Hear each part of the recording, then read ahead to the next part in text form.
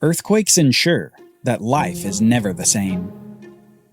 Before the earthquake, you go about your business, visiting the same places, getting your groceries at the same location, taking the same routes.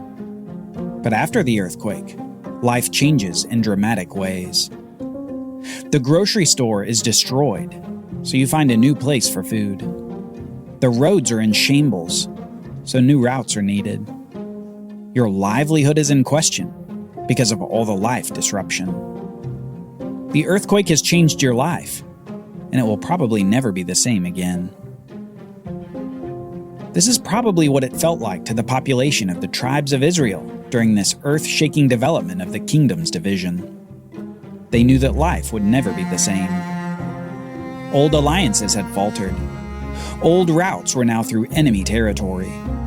Old modes of life were now simply that, old.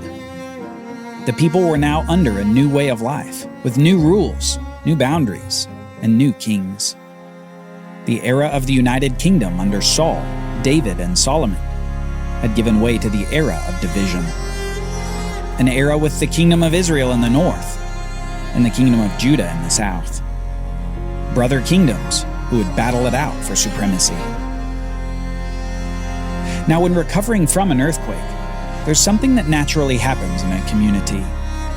They try to build back in a way similar to the old way things had been. There's an attempt to recreate life the way that it used to be, to take what existed in memory and renew the place that they had come to love. Remake the home that had been lost. It's a natural desire, and it's a desire that the new king of the north would attempt to stifle. Jeroboam wanted a clean break from their hostile neighbors to the south. The house of David no longer ruled over the 10 northern tribes of Israel. No. Now it was the house of Jeroboam, the beginning of a hopeful new dynasty. And with this new beginning, Jeroboam had to find a way to create a new way of life in place of the old. Instead of recreating the past, he wanted to drive forward into the future. A future without that kingdom of Judah in the south. This required some innovative thinking. He had to find a way to break up a nation that had been glued together by God himself. A nation of 12 tribes that had come from a single man. A nation with a single set of laws delivered by God himself through the prophet Moses. These people had 1,000 years of shared history, with a shared temple for the holy sacrifices to God. Perhaps most of all, these people were chosen by a single God, Yahweh, the one and only master of all things. How could Jeroboam keep his new kingship intact in the midst of all this shared cultural and religious identity? Well, he'd take a page out of that shared history.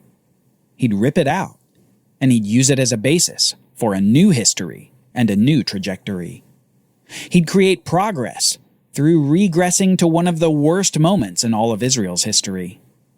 He'd go all the way back to the foot of Mount Sinai, when Aaron, the brother of Moses, led the nation into a great sin. We read this in 1 Kings chapter 12, starting in verse 26. Jeroboam said in his heart, "Now the kingdom will turn back to the house of David. If this people go up to offer sacrifices in the temple of the Lord at Jerusalem, then the heart of this people will turn again to their Lord, to Rehoboam king of Judah, and they will kill me and return to Rehoboam king of Judah." So the king took counsel and made 2 calves of gold.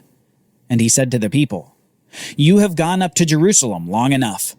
Behold your gods, O Israel, who brought you up out of the land of Egypt." And he set one in Bethel, and the other he put in Dan.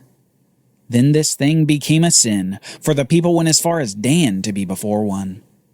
He also made temples on high places, and appointed priests from among all the people, who were not of the Levites. And Jeroboam appointed a feast in the 8th month, like the feast that was in Judah in the 7th month. And he offered sacrifices on the altar. So he did in Bethel, sacrificing to the calves that he had made. And he placed in Bethel the priests of the high places that he had made.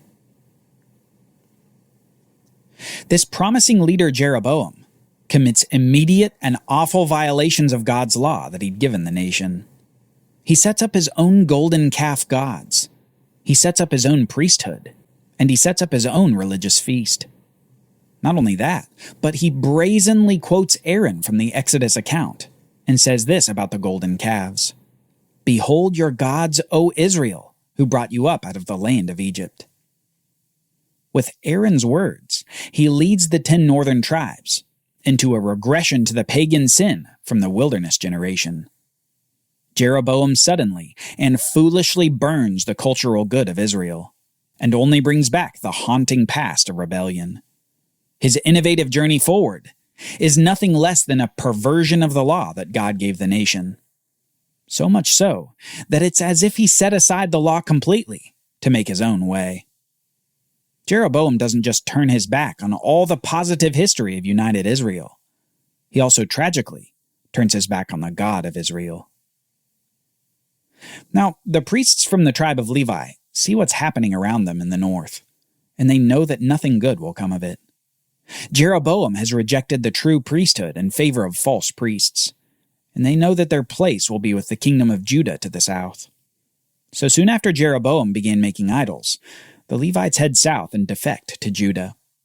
The kingdom of Judah is strengthened due to having the temple, the true priesthood, and the Davidic line of kings ruling over them. It appears for now, legitimacy lies in the south, and apostasy lies in the north. God doesn't simply leave Jeroboam to his own devices, however, as he soon sends a prophet to confront this king on behalf of Yahweh. He sends the prophet to the place of one of the golden calves, where unlawful sacrifices are being made on the altars to false gods. We read this in 1 Kings chapter 13. "Behold, a man of God came out of Judah by the word of the Lord to Bethel. Jeroboam was standing by the altar to make offerings. And the man cried against the altar by the word of the Lord and said, O altar, altar, thus says the Lord, behold, a son shall be born to the house of David, Josiah by name, and he shall sacrifice on you the priests of the high places who make offerings on you, and human bones shall be burned on you. And he gave a sign the same day, saying, This is the sign that the Lord has spoken. Behold, the altar shall be torn down, and the ashes that are on it shall be poured out. And when Jeroboam heard the saying of the man of God, which he cried against the altar at Bethel, he stretched out his hand from the altar, saying, Seize him! And his hand, which he stretched out against him, dried up, so that he could not draw it back to himself. The altar also was torn down, and the ashes poured out from the altar, according to the sign that the man of God had given by the word of the Lord. And the king said to the man of God, Entreat now the favor of Yahweh your God, and pray for me, that my hand may be restored. And the man of God entreated the Lord, and the king's hand was restored to him, and became as it was before. In no uncertain terms, God expresses his displeasure with Jeroboam and these unlawful altars. He says that he will raise up a man in David's line, a king over Judah named Josiah, who will kill all the false priests, making sacrifices on the false altars. Further, as if to confirm that the word of the prophet is true, God causes Jeroboam's hand to shrivel up when he tries to seize the prophet. Yahweh had given this king of the north a chance at a great dynasty like David's. But David's dynasty would come and defeat these places of false worship, set up by this rebellious king. Not only that, but God announces through another prophet that Jeroboam's dynasty won't even last to that point. On behalf of God, the prophet communicates this to Jeroboam in 1 Kings chapter 14. Because I exalted you from among the people and made you leader over my people Israel, and tore the kingdom away from the house of David and gave it to you. And yet you have not been like my servant David, who kept my commandments and followed me with all his heart, doing only that which was right in my eyes. But you have done evil above all who were before you, and have gone and made for yourselves other gods and metal images, provoking me to anger, and have cast me behind your back. Therefore, behold, I will bring harm upon the house of Jeroboam, and will cut off from Jeroboam every male, both bond and free in Israel, and will burn up the house of Jeroboam, as a man burns up dung until it is all gone. Anyone belonging to Jeroboam who dies in the city, dogs shall eat. And anyone who dies in the open country, the birds of the heavens shall eat. For the Lord has spoken it. God announces a severe judgment upon Jeroboam for his wicked actions. He says that Jeroboam has not lived like David did. And not only that, but he's lived in a more evil way than any who were before him. God's judgment is this: Jeroboam's dynasty will be cut off. All his male family members will die, and none will get a proper burial. They will all die in dishonor for the dishonor that Jeroboam has shown to the Lord who made him king. Jeroboam's dynasty is going nowhere, and soon his power will be silenced by his nemesis kingdom to the south. Rehoboam's son, Abijah, ascends to the throne and goes to war with Jeroboam. We read this in 1 Kings chapter 15. Now there was war between Abijah and Jeroboam. Abijah went out to battle, having an army of valiant men of war, 400,000 chosen men. And Jeroboam drew up his line of battle against him, with 800,000 chosen mighty warriors. Then Abijah stood up on Mount Zemaraim, that is in the hill country of Ephraim, and said, "Hear me, O Jeroboam and all Israel. Ought you not to know that the Lord God of Israel gave kingship over Israel forever to David and his sons by a covenant? Yet Jeroboam the son of Nebat, a servant of Solomon the son of David, rose up and rebelled against his Lord.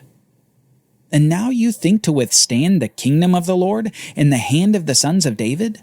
Because you are a great multitude and have with you the golden calves that Jeroboam made you for gods? Have you not driven out the priests of the Lord, the sons of Aaron and the Levites, and made priests for yourselves like the peoples of other lands? Whoever comes for ordination with a young bull or 7 rams becomes a priest of what are not gods. But as for us, Yahweh is our God, and we have not forsaken him. We have priests ministering to the Lord who are sons of Aaron, and Levites for their service.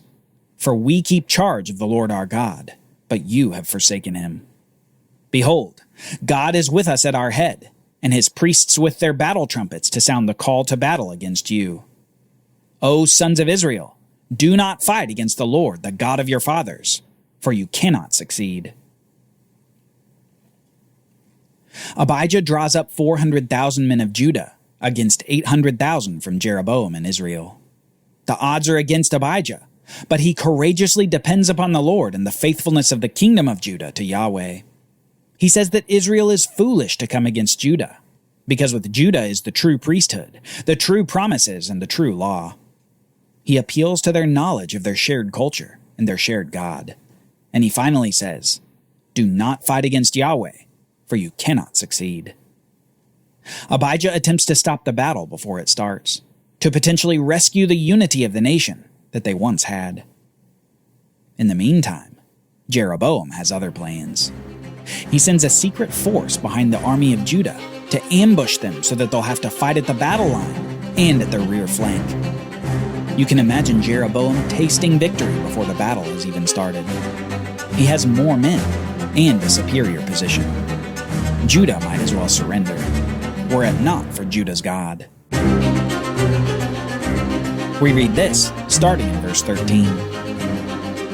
Jeroboam had sent an ambush around to come upon them from behind. Thus his troops were in front of Judah, and the ambush was behind them. And when Judah looked, behold, the battle was in front of and behind them. And they cried to the Lord, and the priests blew the trumpets. Then the men of Judah raised the battle shout, and when the men of Judah shouted, God defeated Jeroboam and all Israel before Abijah and Judah. The men of Israel fled before Judah, and God gave them into their hand. Abijah and his people struck them with great force, so that there fell slain of Israel 500,000 chosen men. Thus the men of Israel were subdued at that time, and the men of Judah prevailed, because they relied upon Yahweh, the God of their fathers. And Abijah pursued Jeroboam and took cities from him. Jeroboam did not recover his power in the days of Abijah, and the Lord struck him down, and he died. The reign of Jeroboam over the northern 10 tribes of Israel comes to a swift end. The prophets have announced the doom of his dynasty. The king of Judah has defeated the majority of his army, and God himself strikes down Jeroboam. Sometimes progress isn't progress at all. Sometimes innovation is an endeavor of folly. Sometimes the right place to look for the future is in the faithful past.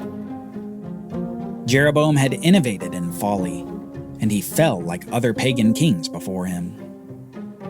Where he should have walked is in the ancient paths, paths hewn by faithful men in tumultuous times, paths honored by Yahweh himself, paths that memory should have rebuilt after the earthquake.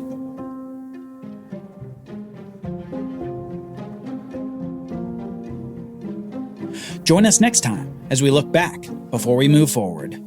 We know what's happened in the northern kingdom of Israel, but what about Judah in the south? Are they walking the ancient paths?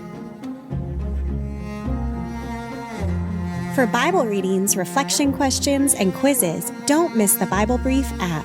Available on iOS and Android, so you can go deeper into the story. The Bible Brief is a project of the Bible Literacy Foundation, a nonprofit dedicated to helping you learn the Bible. Give to support the Bible Brief by visiting BibleBrief.org or tap the Give link in the show notes. Thank you for supporting the Bible Literacy Foundation.